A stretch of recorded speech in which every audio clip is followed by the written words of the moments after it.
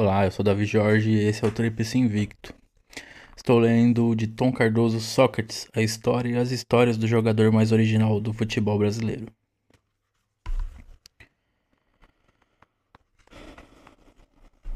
Capítulo 8. Os Insurgentes. Sócrates reagiu com ceticismo ao saber que Valdemar Pires, o mesmo que ousara desafiar Vicente Mateus, acabara de indicar o filho de outro vice-presidente do clube. 9 vice-presidentes faziam parte da diretoria. Orlando Monteiro Alves, ao cuidar do futebol, o que o Corinthians menos precisava naquele momento, vivendo uma grave crise, era de dirigentes nepotistas. As primeiras informações sobre o novo diretor eram as piores possíveis. Além de não entender nada de futebol, sua experiência administrativa se limitava ao expediente diário na fábrica de biscoitos do pai. Por certo, pensou Sócrates, se tratava de mais um oportunista querendo usar o esporte como um instrumento para ambições pessoais. Adilson Monteiro Alves estava muito distante do personagem imaginado por Sócrates. Ele de fato não entendia nada de futebol, mas seu universo não se resumia ao burocrático cargo na fábrica de biscoitos São Marco. Sociólogo formado pela USP, Adilson vivera intensamente os acontecimentos da rua Maria Antônia, o centro nervoso da militância estudantil no fim dos anos 1960. Dirigente da UEE, União Estadual dos Estudantes, e da UNE, União Nacional dos Estudantes, Adilson acabara preso em 1968 ao lado de centenas de outros militantes durante o Congresso da UNE, em Ibiúna, interior de São Paulo, em uma operação comandada por 5 delegados do DOPS, entre eles Romeu Tuma, conselheiro vitalício do Corinthians. O novo diretor não se impôs por causa do histórico como subversivo. Ele agradou ao grupo de jogadores justamente por não se impor. Chegou dispensando todo tipo de formalidade, disse a Valdemar Pires. Preferir conversar informalmente com os jogadores, sozinho, sem nenhum dirigente, no fim da tarde, após o treino. O papo, que era para durar 15 minutos, se estendeu por 6 horas. Virou uma assembleia. Adilson dirigiu seus jogadores de maneira aberta, sem rodeios, expondo o desconhecimento sobre futebol e ao mesmo tempo deixando claro que não seguiria a cartilha de seus antecessores. Não estabeleceria uma relação paternalista com os jogadores. Eles não eram crianças mimadas para serem bajuladas, nem marginais para serem tratados aos pontapés. Eram apenas trabalhadores. E mais, estava disposto a discutir um novo modelo de gestão que subvertesse os modelos tradicionais, dando mais autonomia aos atletas e descentralizando o poder dos dirigentes. Um modelo pluralista que levava em conta a opinião dos jogadores, pensou Vladimir. Há anos ele sonhava com algo parecido. Em 1975, após a vinda do treinador Milton Buzetto, Vladimir, Zé Maria e outros jogadores haviam tentado, ainda de forma tímida, sugerir o fim da concentração, pelo menos para os jogadores casados. Era difícil ficar longe da família, sobretudo nos fins de semana. Os jogadores se apresentariam às 11 horas nos dias de jogo. Almoçariam todos juntos no hotel e de lá partiriam diretamente para o estádio. A ideia, porém, foi de imediato rechaçada por Vicente Mateus, que, como presidente e autoridade máxima, decidia tudo em nome do diretor de futebol, do treinador e do preparador físico, do massagista, do roupeiro e, claro, dos jogadores. Tudo bem, vocês não se concentram, mas vou descontar as horas não trabalhadas, está bom? Ameaçou Mateus. Adilson ficou de conhecer melhor o elenco na temporada de amistosos que o Corinthians faria no fim de 1981 no México e no Caribe. Também seria boa oportunidade para testar os novos contratados, como o temperamental atacante Paulo César Caju, tricampeão do mundo na Copa de 1970 no México, e chegar ao clube com o status de estrela. Caju nem desconfiava, mas ele teria sua parcela de contribuição no nascimento do mais revolucionário movimento da história do futebol brasileiro, ainda que sem forma, e nome e estatuto. Vladimir conta. O Caju era uma excelente pessoa, mas era o Paulo César Caju, tricampeão do mundo, o cara que tinha jogado na França, que tinha um sistema de vida totalmente diferente do nosso, acostumado a todos os tipos de regalias. Ele tinha acabado de chegar ao Corinthians. Veio botando banca. Durante uma noite, na Jamaica, na excursão ao Caribe, no fim de 1981, a gente estava no bar hotel, conversando, e o Caju apareceu com aquele jeitão dele e foi logo pedindo Grand Marnier, um licor francês. Acho que ele tomou umas 4 doses. Disse que ia ao banheiro e sumiu. Deixou a conta pra gente pagar. Decidimos em conjunto, ouvindo todo mundo, que jogadores individualistas como o Caju não podiam fazer parte do elenco. Também começamos a discutir o comportamento de outros jogadores. O Rafael, goleiro, por exemplo, ficava indignado de disputar posição com o César.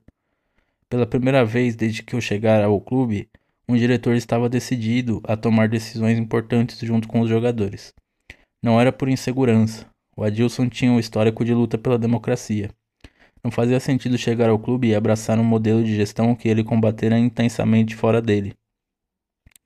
Após o fim da turnê pelo México e pelo Caribe, o elenco passou por uma reformulação. Paulo César Caju, o goleiro Rafael e outros jogadores foram dispensados.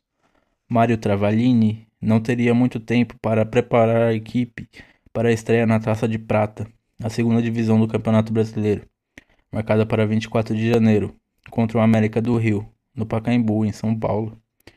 O treinador contava com o entrosamento conquistado nas últimas rodadas do Paulista de 1981, mas sabia que o time entraria em campo desde a estreia, pressionado pela torcida. Ela exigiria uma boa campanha nas fases classificatórias. Os 4 primeiros colocados conquistavam automaticamente o direito de disputar a fase final da Taça de Ouro, a primeira divisão do Brasileiro, naquele mesmo ano. O Corinthians, que tinha a obrigação de subir para a primeira divisão, além do moral baixo por causa dos vexames em 1981, estava longe de ser o time dos sonhos da torcida. O meio de campo, com Birubiru, Paulinho, Zenon e Sócrates, era um ponto alto da equipe, mas o ataque deixava a desejar. O ex-palmeirense Mário era apenas um esforçado centroavante, a ponto de a torcida, em alguns momentos, pedir a volta do também limitado Geraldão. Para piorar, Sócrates, que se contundira durante um amistoso no Pacaembu, no início do ano, não jogaria os primeiros jogos. O meia continuava se estranhando com a torcida corintiana. Sócrates não mudara a postura dentro de campo. A calma, o ritmo, o jogo cadenciado, sem ansiedade, mesmo quando o time perdia o jogo, irritava os torcedores. A massa exigia do craque uma postura mais belicosa em campo, de acordo com as tradições corintianas, mas Sócrates, desde a chegada, não deu um carrinho. Continuava comemorando os gols longe do alambrado e recusando o papel de protagonista. Nunca disse que amo o Corinthians. Posso gostar, amar não. O time que me cativou quando garoto foi o Santos de Pelé. Mas hoje nada sinto. Quem sabe, se eu continuar no Corinthians, poderei dizer do fundo do coração daqui a uns 8 anos que amo o Corinthians. Matéria da Placar de 5 de fevereiro de 1982. Pelo menos era sincero, né, cara? Após a vitória por 2-0 na estreia contra o América, o Corinthians começou a expor sua fragilidade ofensiva ao empatar em 1-1 em casa, diante do Colatina do Espírito Santo, e fora 0-0 contra o desconhecido Catuense em Alagoinhas, interior baiano. Na volta do time a São Paulo, a torcida exigiu reforços. O clube não tinha tempo nem recursos para contratar um grande centroavante. Além do mais, era praticamente impossível achar um atacante de ponta que topasse entrar na roubada de jogar contra times como Guará e Leônico, os próximos adversários na Taça de Prata. Zé Maria e Vladimir conversaram com Mário Travaglini e Adilson Monteiro Alves. Não seria a hora de colocar o Bezerrão? O Bezerrão era, como todos conheciam, Walter Casagrande Júnior, o cabeludo e desengonçado, mas talentoso atacante das categorias de base. Entrar em roubada era com ele mesmo. Casagrande despontara como uma das grandes promessas do clube. Em 1980, aos 17 anos, subira para o time principal. comandado por Oswaldo Brandão, nascido e criado no periférico bairro da Penha, zona leste de São Paulo.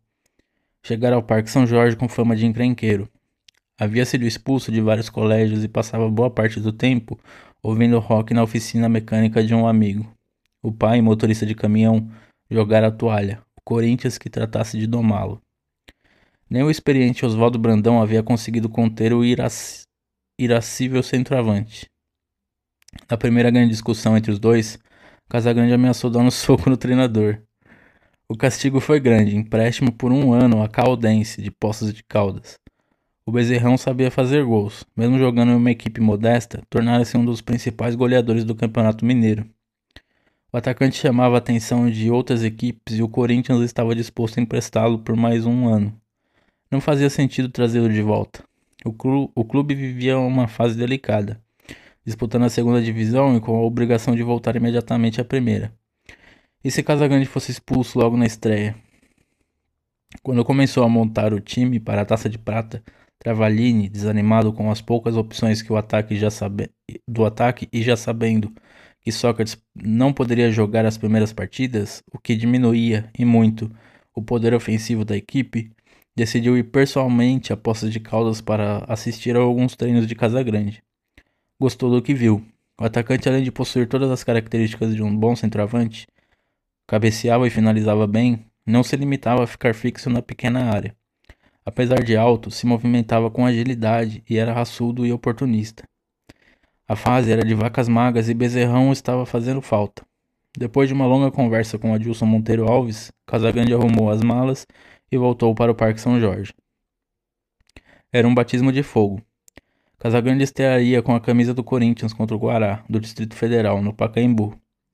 Não que o adversário metesse medo, mas a situação era das mais tensas. O Corinthians vinha de 2 empates e um tropeço em casa contra o inexpressivo Guará. Enfureceria a torcida e deixaria o time com poucas chances para se classificar para a próxima fase. Era o roteiro de superação exigido pela massa alvinegra. Se ele fosse abortado logo no início por equipes como Colatina, Catuense, Guará e Leônico, Adilson Monteiro Alves venderia rosquinhas para sempre. Casagrande seria vendido ao Ibis, do Pernambuco, e Vicente Mateus, novamente fortalecido se a crise chegasse, talvez se convencesse de que o melhor era vender Sócrates para a Ponte Preta. O Bezerrão, porém, não decepcionou. Casagrande marcou 4 na goleada por 5-1 sobre o Guará e virou o novo titular da posição. O Corinthians, a partir desse jogo, embalou. Sócrates voltou ao time na segunda fase da Taça de Prata e se entrosou rapidamente, dentro e fora de campo, com o garotão da Penha. O Corinthians não só conseguiu retornar à primeira divisão, como surpreendeu na Taça de Ouro. Mesmo caindo no chamado Grupo da Morte, o mais equilibrado, com o Internacional, Atlético Mineiro e Flamengo, terminou em primeiro lugar. A derrota para o Flamengo no jogo de volta, no Maracanã, por 2-0, no dia 25 de março de 1982, havia sido a primeira desde que Mário Travaglini assumira o time, 5 meses antes. Na fase eliminatória, porém, após vencer Bangu e Bahia, o Corinthians não conseguiu passar pelo forte Grêmio e caiu nas semifinais. O que mais impressionava não era a campanha do Corinthians dentro de campo, e sim o que ocorria fora dele. Uma revolução estava em curso. Em menos de 6 meses, Adilson Monteiro Alves, Sócrates e companhia conseguiram implantar um sistema de gestão até então inédito no futebol brasileiro, que quebrava uma série de paradigmas. O novo modelo partia do princípio de que o futebol, o mais democrático dos esportes, com torcedores de todas as classes sociais, deveria dar o exemplo e não ser administrado de forma arcaica, ditatorial, levando em conta a opinião de um ou outro dirigente.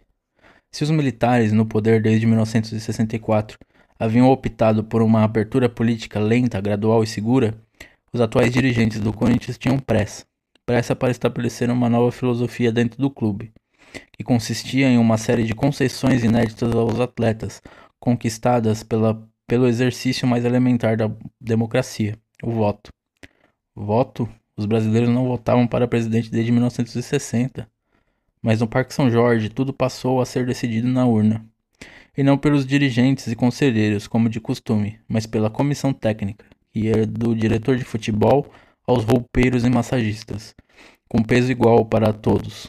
Adilson, Sócrates e Vladimir, os três catalisadores do movimento, mexeram no vespeiro, não só por conseguirem implantar antigas reivindicações, como o fim da concentração, mas por interferir na estrutura econômica e política do clube.